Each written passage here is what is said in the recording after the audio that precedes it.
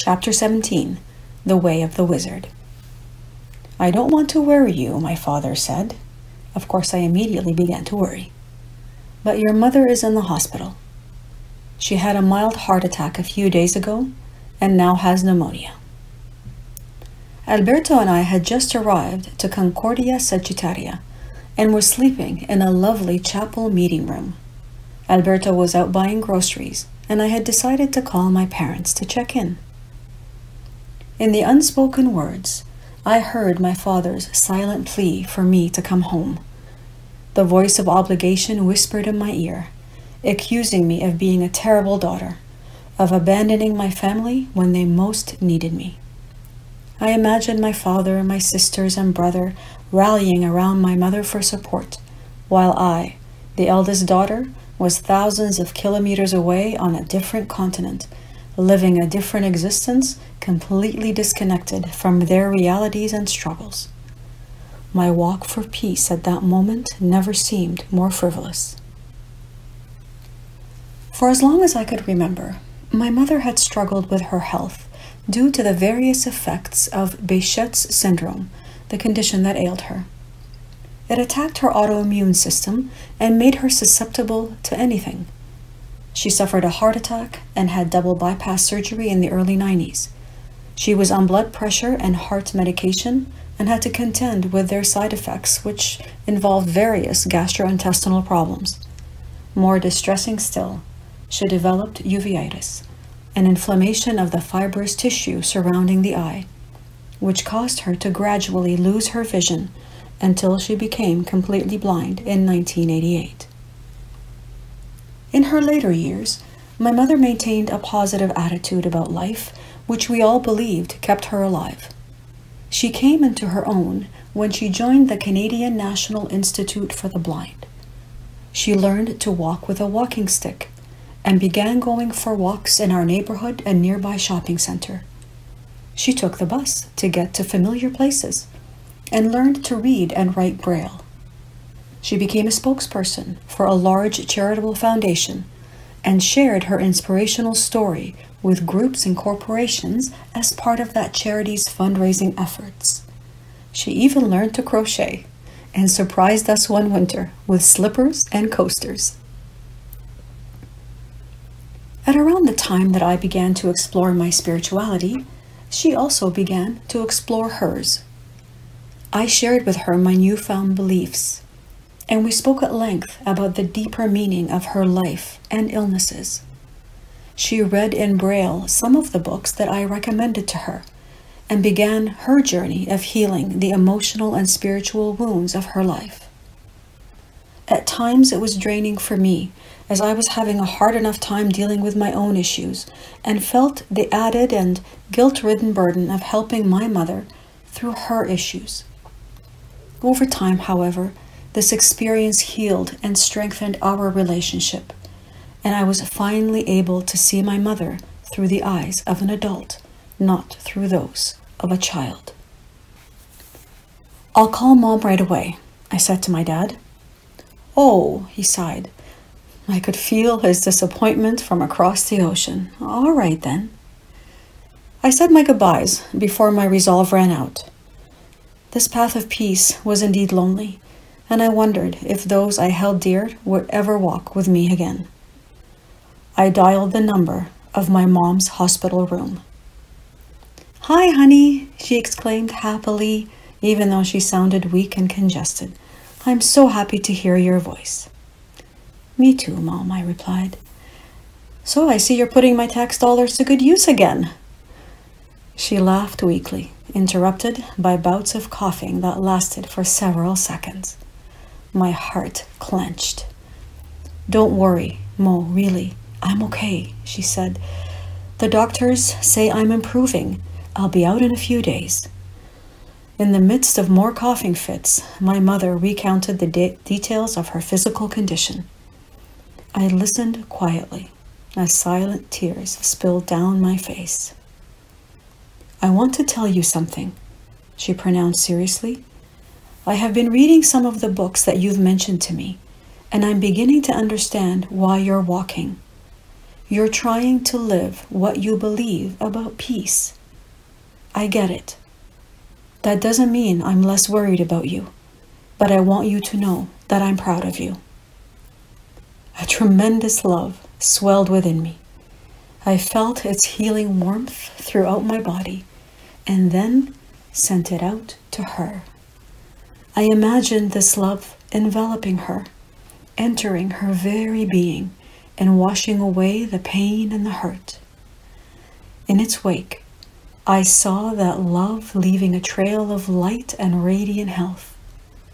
I understood profoundly then that my presence at my mother's side made no difference, because what I was offering her transcended physical boundaries. I went to sleep that night feeling at peace with my decision to keep walking, and with a strong sense that all would be well. My mother would be released 2 days later. We pressed on past San Michele and San Giorgio and now headed towards Cervignano. A thick fog rolled in, blanketing us. It had started several days earlier and was gray and ominous. When it brushed past me, I shivered, more from its eerie touch than its dampness. I felt on edge, not only because I feared for our safety on the open road, but because every car or person that passed us seemed to be emerging from another dimension. At one of our many stops that day to warm up, Alberto started telling me about unusual dreams he was having. In one, he told me he was a student in a school of white magic in an ancient castle that also served as the student residence. Images of the Harry Potter books immediately came to mind. He described his ageless-looking teacher, who was also the headmaster and most powerful wizard in the land, teaching a class about the forgotten importance of magic, imagination, and fantasy, explaining that these were all wonderful teachers and that what people call monsters were merely misunderstood creatures that we must not fear. It was amazing and so vivid, Alberto enthused. I believe this world of magic truly exists, and not just as a fantasy. I want to explore this world, understand it, play with it, master it. It's a path that many before have walked. It's been called many things, but most commonly you probably heard of the way of the wizard. Are you saying you're a wizard now? I asked. We are all wizards, Mony, whether we're aware of it or not, he replied. We are constantly creating our reality with our thoughts and our beliefs. You know that. I just happen to call it being a wizard. I didn't know who or what I was walking with anymore, and was afraid to find out. He had gone from telling me he was an instrument of God to being an angel and now a wizard. Are we talking about the world of Dungeons and Dragons here? I asked hesitantly, trying to understand his ideas and metaphors. Not in the way that you think, he chuckled. To me, the wizard is God inside.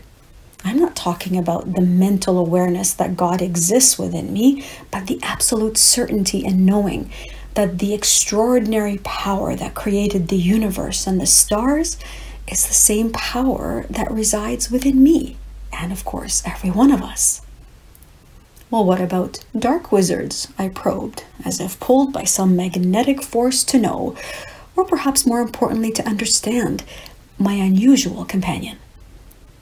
Well, they have God within them too, he replied, but are so far removed from that light and love that they are blindly unaware of its existence.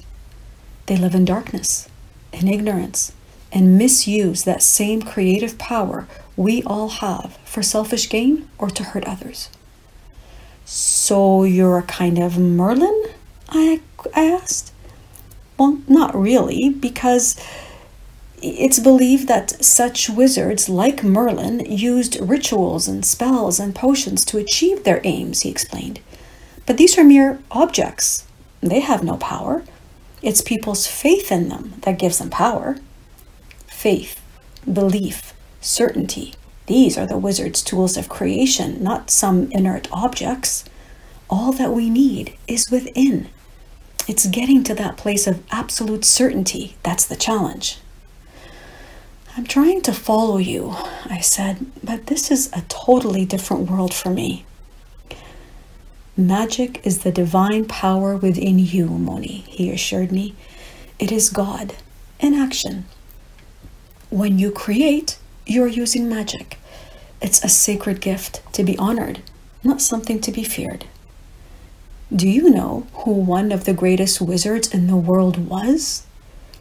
Obviously, I couldn't think of anyone and told him so. Jesus, he replied. What? You mean Jesus Christ? Yes, he answered confidently. He never used potions or spells to heal the sick or create miracles. He had faith in the God within him and around him. From that certainty, he commanded what he desired into being. He taught that the power of faith could move mountains and promised that we could do the same and more. That's all I'm trying to do. Live every moment from the awareness that I am God living a human experience and consciously create the world that I desire from that place of absolute knowing. Well, no, he's telling me that Jesus was a wizard, I thought, aghast at the idea. So if he wants to be a wizard, does that mean he thinks he can be like Jesus? Who does he think he is?